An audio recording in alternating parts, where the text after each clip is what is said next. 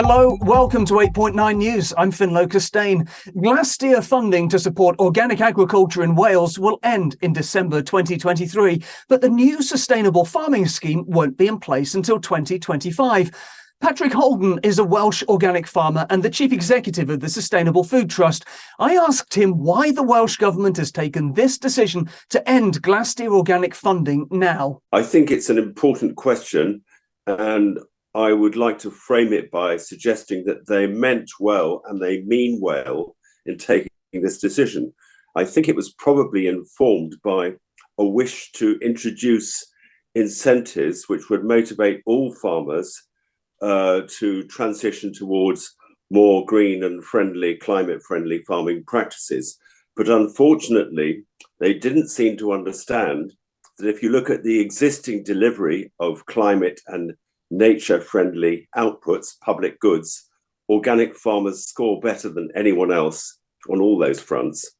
And so sadly, by promising to introduce a scheme which will include organic farmers but not favour them, they're actually setting the clock back in the delivery of public goods in Wales.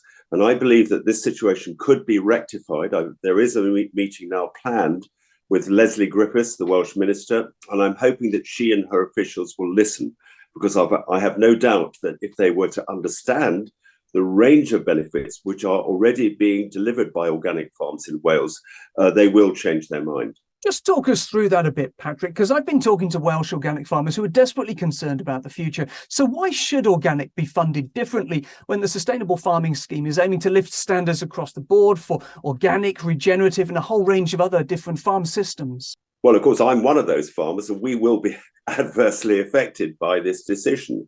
So I think, and as one of the people who designed the organic standards back in the day, and the day was the 1980s, what we were trying to do was to design a system and then set standards for it, which farmed in harmony with nature, in harmony with the species which can coexist, as we well know, with food production. And of course, although we didn't understand it at the time, was also carbon friendly because it draws down CO2 and puts it back into the soils. And I think what the Welsh Government are missing is that system of farming probably is the best exemplar we have of carbon, nature, and socially friendly farming. And hundreds of farmers throughout Wales have adopted that system. I'm not exactly sure what the current percentage of land managed organically in Wales is. It may be about 5%, but it would be sad indeed, as is currently the case, that farmers are actually dropping out of organic farming and going back to conventional because they can't make it work financially. So how ironic it would be if the new scheme actually results in a reduction of biodiversity, a decrease in the way in which farming can address climate change, and also social consequences. Now, having asked the Welsh Government about this, they have indicated that they've assessed the impact of ending Glastir on organic farmers. Are you aware of a formal impact assessment of any kind? Well, the only assessment I'm aware of was conducted by Aberystwyth University. And although I don't want to cast aspersions on those who did the work, it seemed to me from a brief look through the conclusions that the researchers themselves had a prejudice against organic farming, or perhaps it would be more fair to say they didn't really understand that one of the main benefits of organic farming is that it delivers biodiversity benefits in the field, not just around the edges. So if you were going to look at the biodiversity impacts of organic farms and you don't understand that, you might compare the way in which organic farmers are adopting or have adopted habitat schemes or various stewardship schemes. And of course, we've done that. And then you might compare them with other farmers who have gone even further down the stewardship road.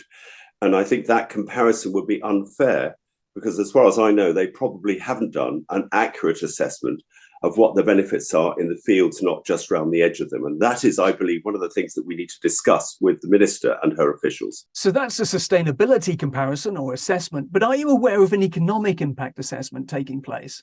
No, I don't think there's been one. I'm aware that the New Economics Foundation have done various assessments on organic farms and found that the social impacts, including the education, skills, and employment of organic farming, are tremendous, not to mention the improved quality and nutritional integrity of the food produced. So I don't think they've done that assessment.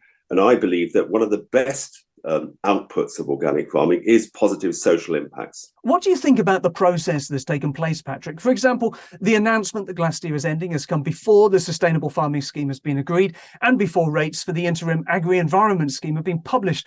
This must be putting organic farmers in a really difficult position. It is desperately difficult. And as you will know, during the last couple of years, really partly influenced by COVID and also by the recession and the Ukraine war, the price that organic dairy farmers have been getting for their milk has actually been below conventional. And that has really put organic dairy farmers in a very difficult position. All farmers are confused. I think they've been confused by what the Welsh Government are intending. So the confusion isn't only confined to organic farmers. We're all in a position where we don't understand what the signals are. We're looking at an uncertain future. What we do know is that we need to produce foods in ways which benefits nature, benefits climate, and is good for public health. And it could and should be argued that there is no better system of farming to achieve those positive impacts than organic farming. So although I'm very much in favour of a more inclusive scheme which benefits all farmers, not just existing organic farmers, it would be very sad if the actions of the Welsh Government threw the organic baby out with the bathwater of conventional farming and didn't acknowledge these important benefits that organic farmers are already delivering in Wales.